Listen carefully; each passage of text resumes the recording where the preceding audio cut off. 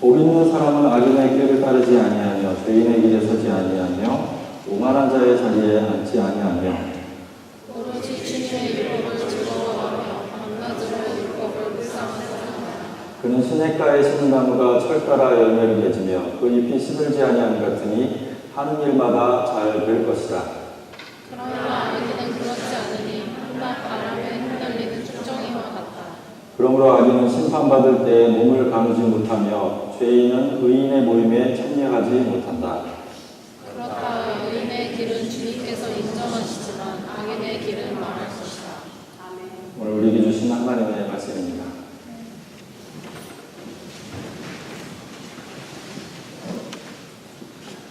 자, 여러분들하고 거리가 멀어가지고 어떻게 좀 가깝게 갈 수 있을까 고민을 하는데 성찬할 때는 더 멀어지는 느낌이 들어요. 이게 각자가 가운데 자리 잡아가지고 계속 말씀드리지만 뭐 불편하지 않으시면 조금 더 앞으로 와서 앉아주시면 좋을 것 같아요. 방학 때는 저희가 인원이 작으니까 근데 그거에 비해 공간이 너무 크잖아요. 그래서 조금 더 집중도 있게 예배를 드리기 위해서는 이 공간을 좀 이렇게 밀착하는 게 좋을 것 같다는 생각이 듭니다. 저희 교회가 공식적인 묵상집으로 사용하고 있는 책이 기쁨의 언덕으로입니다.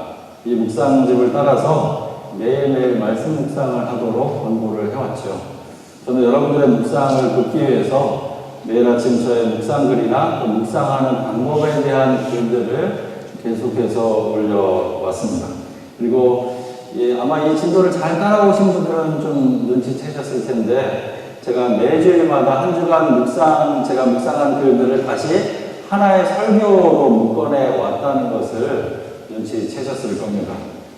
이렇게 하는 이유는 우선 개인의 묵상 훈련을 돕도록 하기 위해서입니다. 아직 개인적인 묵상의 시간들이 자리 잡지 못한 분들에게 길잡이 역할을 해주는 것이죠. 두 번째는 말씀이 개인의 묵상 과정을 거쳐서 어떻게 공동체를 향한 말씀으로 확장이 되는지 그 발화의 과정을 보여주고 싶었습니다. 개인적인 차원을 넘어서 공동체를 향한 더 크고 깊은 말씀의 차원을 나누고 싶었던 욕심이 저에게 있었던 것이죠. 5월과 6월의 본문이 레위기와 민수기였습니다.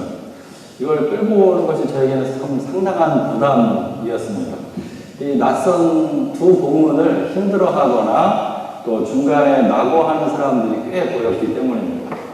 하지만 저 개인적으로는 이 두 책을 통해서 아주 많은 묵상을 하고 많은 은혜를 경험한 시간이었습니다. 그 복잡하고 수많은 규례들 가운데 녹아있는 하나님의 마음, 그리고 하나님을 향한 이스라엘 백성들의 신앙을 통해서 제 자신을 돌아볼 수 있었기 때문이죠. 이 두 본문을 한마디로 표현하자면 거룩의 추구입니다. 하나님이 거룩하시니 너희도 거룩하라 라는 명령을 따라서 살아가라고 요구하고 있는 겁니다. 거룩은 외형이 아니라 하나님을 향해 질서 잡힌 삶의 체계를 말하시죠. 하나님을 향한 순전한 삶과 이웃들을 향한 섬김의 삶을 살아가는 것을 말합니다. 그걸 다르게 표현하면 자기 하고 싶은 대로 살아가는 것이 아니라 하나님께 자기 삶의 중심을 철저하게 맞추어 간다는 것입니다. 하지만 이게 정말 쉽지가 않죠. 우리 삶은 자주 하나님을 잊거나 또 하나님에게서 엇나가곤 합니다. 알면서도 하나님을 외면할 때도 많이 있죠. 하나님을 주님이라고 부르지만 여전히 자신이 주인일 때가 더 많습니다. 이런 우리 현실을 보면 좌절하기 십상입니다. 해도 안 되는 것 아닌가 싶기 때문이죠. 하지만 성경은 우리를 구원을 이루어가는 과정 중에 있는 사람들이라고 말하고 있습니다. 성경이 말하는 구원은 과거 어느 특정 시점에 단 한 번으로 끝나는 것이 아닙니다. 구원은 현재 계속해서 이루어가야 할 과정이기도 하고요. 또 결국 미래에 최종적으로 이루어질 그런 것이기도 합니다. 그래서 우리는 지금 그 과정 중에 있는 사람들입니다. 실패할 때마다 좌절할 것이 아니라 과거에 우리가 받은 구원을 기억하고 감사하면서 또 현재의 구원을 추구하고 누리는 겁니다. 그리고 미래에 이루어질 구원에 대해서 기대하면서 한 걸음 한 걸음씩 나가면 되는 것이죠. 기쁨의 언덕으로는 7월과 8월에 시편 말씀을 묵상하게 됩니다. 시편은 우리같이 삶의 다양한 정황에 처한 사람들이 하나님께 부르짖는 찬양과 기도로 가득 차 있습니다.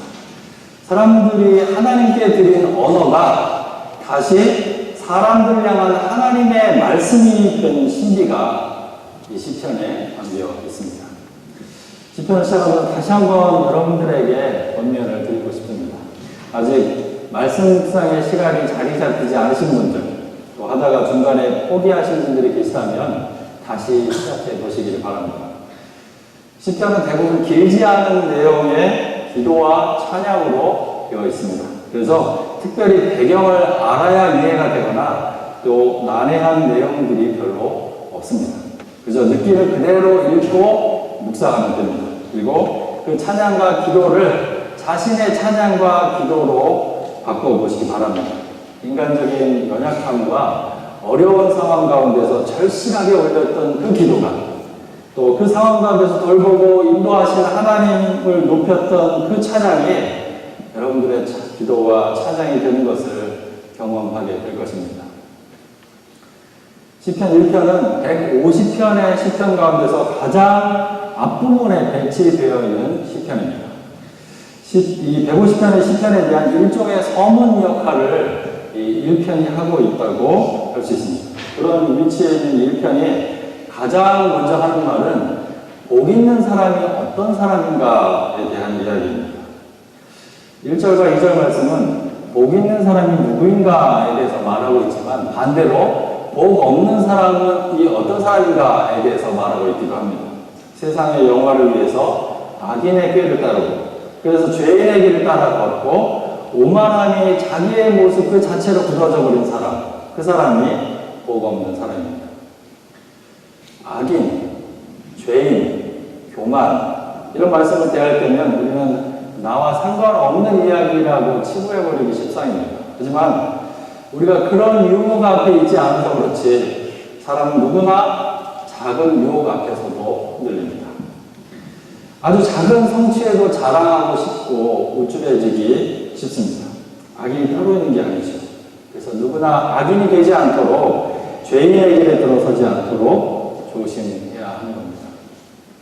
꾀를 부리고 죄인의 길을 걷는 사람들은 이 사회에서 남들보다 쉽게 성공과 성취를 맛볼 수 있습니다. 여러분들 학교를 졸업하고 사회에 나가보면 오히려 부정직하고 부도덕한 일들을 정상적인 것처럼 여기는 것들을 보게 될 것입니다. 그런 사회에서 정도를 걸으면 바보 취급을 당하거나 왕따를 당하게 될 수도 있습니다. 또 조금만 꾀를 부리고 타협하거나 사람들이 하는 대로 따라간다면 자신도 얼마든지 그 악인과 죄인의 길에 동참할 수 있습니다. 꼭 따라가지 않더라도 부러워하거나 보면서 열등감을 가질 수도 있는 것이죠. 세상에는 이런 악인과 죄인의 길을 걸으면서도 잘 되는 사람들이 많습니다. 그 사람들이 목이 빳빳해지는 이유가 다 있는 겁니다. 성경은 그런 사람들을 바람에 흩날리는 쭉정이와 같다라고 말합니다. 지금은 보기 어렵지만 예전에 추수철이 되면 마당에서 타작기로 타작을 했습니다. 타작은 곡식의 이삭을 떨어서 알갱이를 거두는 작업입니다. 이때 알갱이가 없이 떨어져 나간 껍질, 즉 쭉정이는 바람에 흩날리게 됩니다. 평소에는 함께 섞여 있지만 타작때가 되면 알갱이와 쭉정이가 구별되는 겁니다. 마찬가지로 영원할 것 같은 악인의 권력과 부도 해가 되면 한순간에 사라지고 맙니다. 5절, 6절은 말하죠. 그러므로 악인은 심판받을 때 몸을 가누지 못하며 죄인은 의인의 모임에 참여하지 못한다. 악인의 길은 망할 것이다. 결국 악인의 길은 망할 것이라고 시편 1편은 아주 단호하게 말하고 있습니다. 악인의 길에 들어서지 않기 위해서는 유혹 앞에서도 흔들리지 않을 수 있는 단단함이 자기 안에 있어야 합니다. 그것이 바로 하나님의 말씀입니다.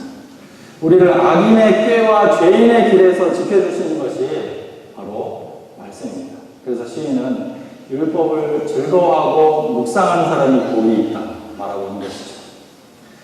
세상에서는 어떤 사람이 복이 있는 사람인가에 대해서 아주 다양한 의견들이 있습니다. 하지만 성경은 복잡하게 설명할 것 없이 아주 단호하게 한 문장으로 복 있는 사람을 정의하고 있습니다. 2절 말씀이죠. 오로지 주님의 말 율법을 즐거워하며 밤낮으로 율법을 묵상하는 사람이다. 여기서 두 가지 질문을 스스로에게 던져볼 수 있습니다. 나는 하나님의 말씀을 즐거워하는 사람이다. 두 번째는 나는 하나님의 말씀을 밤낮으로 묵상하면서 살고 있는가 하는 것입니다. 만약에 이렇게 살아가고 있다면 여러분들은 복된 사람들입니다. 하지만 불행히도 하나님 말씀의 소중함은 모두가 알고 있지만 그것을 즐거워하고 자주 묵상하는 사람은 드뭅니다.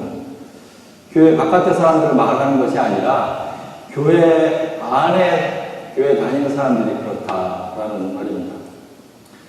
방학 기간 동안에 다음 학기에 조장으로 섬길 친구들에게 과제를 내줬습니다. 마테마가 누가복음, 공간복음이라고 하죠. 그 중에서 한 권, 그리고 요한복음, 사도행전 해서 3권을 의무적으로 읽고 리뷰를 쓰는 겁니다. 한 달에 하나씩 하는 거니까 3달에 걸쳐서 하게 되는 거죠.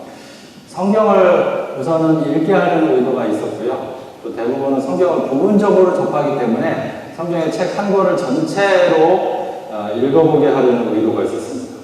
지난달에 그 첫 리뷰를 받아서 읽어보았습니다. 읽으면서 두 가지를 느꼈는데요.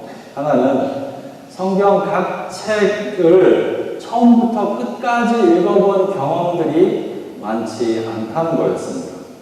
교회 생활을 오래 하다 보니까 성경을 익숙하게 접하고 또 알고 있다고 생각했지만 스스로 책 한 권을 처음부터 끝까지 읽어본 경험이 별로 없었던 겁니다. 그래서 새로운 경험을 했다고 고백하는 친구들이 적지 않았습니다.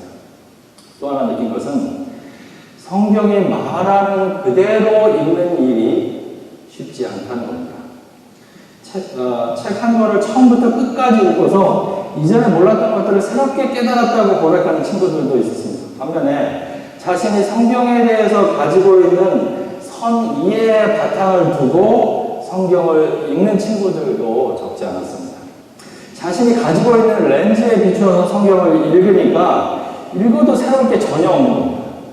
성경이 말하는 그대로 읽는 게 아니라 자기가 알고 있는 지식의 눈으로 보기 때문에 자기 지식을 벗어난 말씀들은 눈에 들어오지 않는 겁니다. 이 두 가지를 가지고 좀 더 이야기를 해보죠. 먼저는 성경을 읽어야 한다는 겁니다. 성경을 읽어야 한다는 말은 단지 읽는 걸 말하는 게 아닙니다. 성경을 읽는다는 것은 성경에서 말하는 것을 내 삶 속에 침투시키는 과정을 말합니다. 묵상한다라는 말에 해당하는 원어는 하가라는 말입니다. meditate, 묵상하다라는 말의 이미지는 조용히 앉아서 깊게 생각하는 것입니다. 하지만 원어 하가의 본 뜻은 중얼거리다 혹은 신음소리를 내다라는 의미가 있습니다. 우리가 어떤 생각을 할 때 다른 생각들이 머릿속에 들어와서 하던 생각이 방해하는 것을 경험하죠. 하지만 말을 하게 되면 말하는 순간만큼은 다른 생각이 들어오지를 못합니다. 그만큼 그 말에 생각의 집중도가 높아진 겁니다. 그렇게 자신에게 계속해서 하나님의 말씀을 말하는 겁니다. 말씀이 스쳐 지나가는 것이 되지 않도록 하기 위해서인 것이죠. 어떤 목사님은 이 하가의 의미를 이렇게 풀었습니다. 사자가 먹이를 움켜쥐고 기뻐서 으르렁거리는 것처럼 말씀의 냄새를 맡고 씹고 음미하는 과정 전체를 의미한다는 겁니다. 이것을 표현하는 말들이 여러 있는데요. 내가 성경을 읽는 것이 아니라 성경이 나를 읽도록 해야 한다는 겁니다. 또 묵상은 하나님을 읽는 일이기 전에 나를 읽는 일이며 하나님께 내가 일으키는 일이다 라고 표현하는 것도 있습니다. 성경을 읽는 목적은 읽는 것 자체에 있지 않습니다. 성경을 묵상하는 것의 목적은 묵상하는 것 자체에 있지 않습니다. 성경을 읽고 묵상하는 목적은 하나님의 말씀이 우리 삶 가운데 작동하게 하는 데 있다는 것이죠. 성경에 대한 지식은 넘치지만 그것이 내 삶을 움직이는 말씀이 아니라면 아무 소용이 없는 겁니다. 성경을 읽었다면 내 삶의 지침이 되는 말씀이 하나라도 내 속에 있어야 하는 겁니다. 인생의 중요한 결정들을 내릴 때 그 결정에 영향을 끼칠 수 있는 말씀들이 내 안에 살아서 헐떡거리 하는 것이죠. 또 한 가지는 성경 그 자체가 말하게 해야 한다는 겁니다. 자신이 이미 성경에 대해서, 하나님에 대해서 충분히 알고 있다고 생각하는 사람들이 있습니다. 하나님은 이런 분이시다라는 자기 정의가 명확한 사람들입니다. 하나님과 인간의 삶을 공식처럼 만들어서 삶의 복잡하다는 일들을 아주 단순 명료하게 모두 그 공식에 대입시키려고 하는 겁니다. 이런 사람들에게 하나님은 너무나 익숙한 분입니다. 기대할 것이 없습니다. 굳이 다른 설명이 필요하지 않습니다. 박대영 목사님은 묵상의 여정이라는 책에서 이런 경우들은 하나님과 소통하는 게 아니다라고 말하고 있습니다. 하나님이 아니라 하나님이라는 관념에 길들여지는 것이라고 말하고 있습니다. 더 나아가서 이렇게 성경을 대하게 되면 하나님을 통제하게 되는 것이 될 수 있다고 경고하고 있죠. 기존에 자신이 알고 있는 선입견을 가진 채 성경을 대하면 제대로 성경을 읽을 수가 없습니다. 그 선입견이 말씀이 말하지 못하게 막고 있는 겁니다. 성경의 날 그대로가 말을 걸어올 수 있도록 내가 가지고 있는 기존의 지식을 모두 내려놓아야 하는 것이죠. 그리고 말씀 자체가 나에게 말을 걸어오는 것에 귀를 기울여야 합니다. 그래야 하나님의 말씀이 들려오게 되는 것이죠. 신학교에 가보면 신학생들 크게 두 부류로 나눌 수 있습니다. 이제까지 교회에서 배워왔던 신앙을 고수하면서 새로운 신학의 지식을 거부하는 사람들이 있습니다. 반면에 이제까지 믿어왔던 신앙이 흔들리는 위험을 감수하면서 새로운 하나님의 지식에 자신을 던지는 사람들이 있습니다. 전자는 이제까지 자신이 믿어왔던 그것이 전부라고 생각하는 것입니다. 후자는 하나님과 그분을 둘러싼 세계가 무한히 넓고 깊다는 것을, 또 자신이 그것을 다 알 수 없다는 것을 인정하는 겸손한 태도이죠. 저는 전자와 같은 태도를 가진 사람들이 신학교에 온 이유를 알 수가 없었습니다. 하나님을 믿는다면 우리는 때로 신앙이 흔들릴 수 있어야 합니다. 그리고 자신이 전혀 알고 있던 지식이 제한된 지식임을 겸손하게 인정할 수 있어야 합니다. 내 이해에 다 들어오지 못하는 크신 하나님을 조금이라도 더 알기 위해서 내 지식을 내려놓고 나를 하나님의 말씀 앞에 열어놓을 수 있어야 하는 것이죠. 3절 말씀은 하나님의 말씀을 즐거워하고 묵상하는 사람이 받을 복에 대해서 말합니다. 그는 시냇가에 심은 나무가 철 따라 열매를 맺으며 그 잎이 시들지 아니한 같으니 하는 일마다 잘 될 것이다. 여러분, 말씀을 가까이 하면 정말로 하는 일마다 다 잘 될까요? 저는 이 구절이 예수 믿으면 만사형통이라고 했던 이전 시대의 구호처럼 비슷하게 들렸습니다. 예수 믿어도 잘 안 될 수도 있고 예수 안 믿어도 얼마든지 잘 될 수 있습니다. 살면서 겪게 되는 인생의 희노애락은 신앙을 가진다고 피할 수 있는 것이 아닙니다. 마찬가지로 말씀을 묵상한다고 해서 하는 일마다 다 잘 되는 게 아닙니다. 이 말씀은 다른 차원의 진실을 말하고 있습니다. 레위기와 민수기를 읽다 보면 이스라엘 사람들이 예배 드리는 시간과 물질의 양이 어마어마하다는 것을 보게 됩니다. 일주일에 한 번 예배 드리고 한 번 헌금을 드리는 우리로서는 따라갈 엄두가 나지 않습니다. 그러면서 예배가 얼마나 이들의 삶을 규정하고 중심을 잡아주는 축이었는지를 생각해 보게 됩니다. 자기들 삶의 거룩성을 지키기 위해서, 하나님과의 관계를 유지하기 위해서 이들은 예배에 그만큼의 가치를 부여하고 정성을 쏟았던 겁니다. 복음서에 보면 예수님에게 값비싼 향유를 벌던 여자 이야기가 나오죠.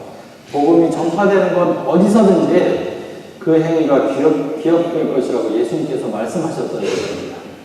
그 여자가 엄청난 양의 향유를 예수님께 붓자 그 옆에서 제자들이 말합니다. 그 돈을 가난한 사람들을 위해서 썼다면 더 좋았을 뻔했다 라고 말합니다. 이 여자는 헛된 낭비를 한 것일까요? 이 여자가 얻었던 것은 무엇일까요? 민수기의 맨 마지막 말씀 이렇게 끝이 납니다. 이것은 주님께서 여리고 건너편 요단강과 모압 평지에서 모세를 시켜 이스라엘 자손에게 말씀하신 명령과 규례이다. 그동안 민수기에서 말한 모든 것이 하나님께서 모세를 시켜서 하신 말씀이라는 말로 책을 끝내고 있습니다. 모세는 가나안 땅에 들어가지 못하죠. 그는 백성들을 향한 마지막 당부의 말로 하나님의 말씀을 잘 듣고 따를 것을 다시 한번 상기시키고 있는 겁니다. 거기에 이스라엘의 성공과 실패가 달려있기 때문입니다. 약속의 땅 가나안에 들어간다고 해서 무조건적으로 행복이 보장되는 것이 아닙니다. 그 땅의 주민들을 모두 쫓아내고 그들이 만들었던 우상과 산당들을 모두 헐어버려야 합니다. 그들이 세웠던 하나님과 반대되는 문화들을 모두 제거해야 합니다. 그래야 제대로 살 수 있습니다. 그렇지 않으면 그것들이 이스라엘 사람들을 계속해서 괴롭히게 될 것입니다. 약속의 땅이라고 모두가 부러워하는 삶의 조건이라고 해서 자동적으로 행복이 주어지는 게 아닙니다. 제거할 것들을 제거하고 하나님의 말씀에 자신을 붙들어 맬 때 그것이 진짜 약속의 땅이 되고 행복이 되고 그렇게 기능이 되는 것이죠. 그런 의미에서 말씀을 묵상하는 사람들이 하는 일마다 잘 될 것이다 라는 말이 성립이 되는 겁니다. 시냇가에 심는 나무가 철 따라 열매를 맺는 것처럼 잎사귀가 시들지 않는 것처럼 말씀에 뿌리를 내린 사람은 어떤 상황에 있어도 열매를 맺고 그 삶이 활력을 잃지 않게 될 것입니다. 시편 4편 6절에서 8절은 이렇게 말하죠. 주님 우리에게 큰 복을 내려주십시오. 누가 우리에게 좋은 일을 보여줄 수 있을까 하며 불평하는 사람이 많이 있습니다. 그러나 주님의 환한 얼굴을 우리에게 비춰주십시오. 주님께서 내 마음에 안겨주신 기쁨은 햇 곡식과 새 포도주가 풍성할 때 누리는 기쁨보다 더 큽니다. 내가 편히 눕거나 잠드는 것도 주님께서 나를 평안히 쉬게 하여 주시기 때문입니다. 큰 복을 구하고 좋은 일을 만나는 것보다 주님께서 마음에 안겨주신 기쁨이 더 크다고 시인은 노래하고 있습니다. 그래서 그는 다른 것보다 주님의 환한 얼굴을 비춰달라고 구하고 있는 것이죠. 오늘 본문을 묵상하면서 저의 군대 시절이 떠올랐습니다. 제가 군대 입대했을 때가 91년도였습니다. 내후반 분기가 얼마나 셌던지 숨을 쉴 수가 없었습니다. 계급이 낮으면 내후반에서는 책도 보지 못하겠습니다. 제가 군대 입대하기 전에 이 말씀을 묵상하는 훈련을 받고 습관을 들였던 터라서 책을 보지 못하게 하는 게 그렇게 힘이 들었습니다. 그래서 방법을 생각해냈습니다. 상의에 보면 여기 위에 주머니가 있거든요. 포켓에다가 조그마한 여기 주머니에 들어가는 포켓 성경을 넣어가지고 다니면서 화장실에서 틈틈이 성경을 읽었습니다. 암송한 말씀들을 보초근무 서는 동안에 계속해서 그 말씀을 묵상하고 되뇌었습니다. 그리고 보초근무에서 돌아와서 잠들기 전에 아주 희미한 불빛 아래 이불 속에서 큐티를 했습니다. 밤마다 보초 근무를 나가야 돼서 항상 잠이 부족한 시기였지만 그 잠을 줄여가면서 말씀을 보던 시간이 얼마나 달콤했는지 모릅니다. 지금 그 시절을 생각해보면 부끄럽기만 합니다. 그만큼의 열정과 기쁨으로 말씀의 시간을 드리고 말씀을 대하고 있는가 이렇게 되죠. 하지만 그 시절에 읽었던 말씀이 그 힘든 시기 가운데서 얼마나 내 영혼을 채워주었고 버팀목이 되었는지 저는 기억합니다. 그 시절에 읽었던 말씀이 목회자가 되어서 말씀을 공부하고 전하는 지금의 자양분이 되었다고 저는 고백할 수 있습니다. 제가 이만큼이나마 목사 노릇을 하고 살 수 있다면 그건 순전히 말씀의 혜택이라고 말할 수 있을 것입니다. 시편 8편의 시인은 하늘의 달과 별들 보다가 하나님의 위엄과 하나님께서 자신을 지으신 것을 묵상하고 찬양합니다. 주님께서 손수 만드신 저 큰 하늘과 주님께서 친히 다뤄보신 저 달과 별들을 내가 봅니다. 사람이 무엇이기에 주님께서 이렇게까지 생각하여 주시며 사람의 아들이 무엇이기에 주님께서 이렇게까지 돌보아 주십니까? 묵상하는 가운데 하나님의 위엄이 온 땅에 넘친다는 것을 깨닫고 감격하는 겁니다. 그리고 저렇게 큰 하늘과 달과 별들을 지으신 분께서 자신을 지으시고 돌보아 주신다는 사실에 사람이 무엇이길래 하면서 감탄하고 온 것이죠. 묵상은 하나님을 알아가고 자신을 새롭게 발견해 나가는 과정입니다. 그래서 묵상하는 사람은 복이 있습니다. 하나님께 눈을 뜨고 자신을 알아가는 것만큼 삶의 본질에 가깝게 다가가는 것이 없기 때문입니다. 말씀의 즐거움을 경험할 수 있으시길 바랍니다. 그래서 읽고 또 읽고 묵상하고 더 깊이 묵상할 수 있으시기를 바랍니다. 그러면 여러분들이 하는 일마다 다 잘 될 것입니다. 여러분들의 삶이 시냇가에 심은 나무처럼 뿌리를 든든히 내리고 철따라 열매를 맺고 시들지 않는 복된 삶이 되실 것입니다. 같이 기도 드리시죠.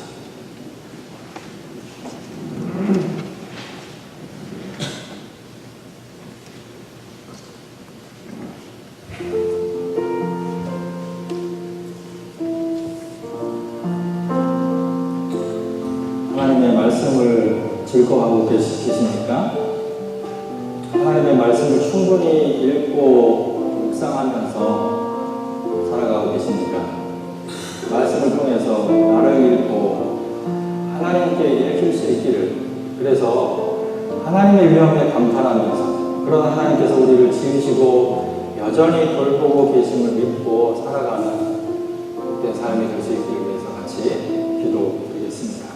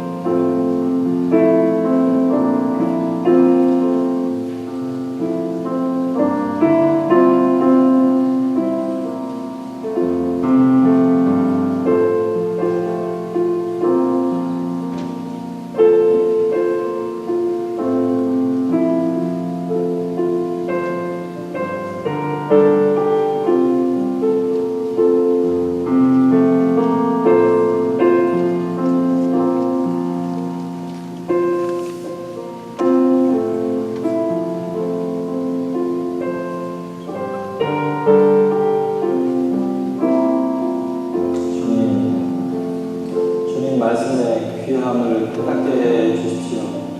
말씀을 읽고 묵상하는 일에 우리 자신을 드릴 수 있기를 기도합니다.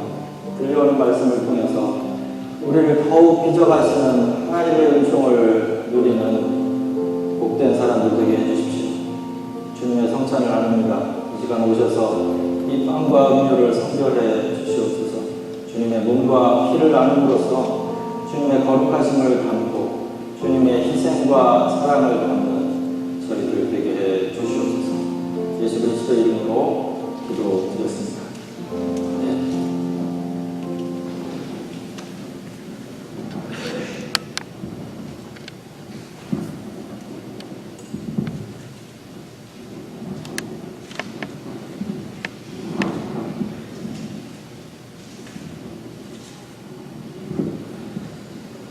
주님께서 떡을 가지사 축복하시고 떼어 제자들에게 주시며 말씀하셨습니다. 받아 먹으라. 이것은 너희를 위해 주는 내 몸이다.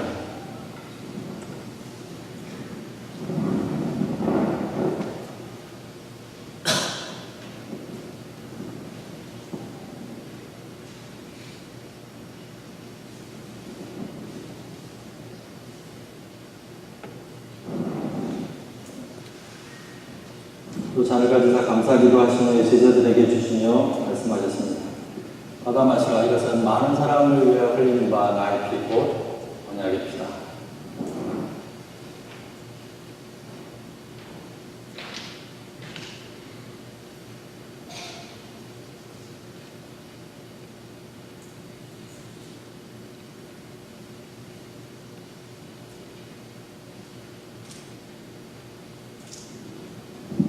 성찬위원들 나오시죠?